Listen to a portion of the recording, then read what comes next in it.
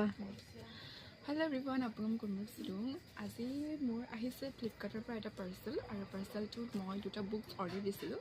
so আহক আজি আপোনালোকৰ আগত আমি আনবক্স কৰোঁ ওকে আনবক্স হৈ গ'ল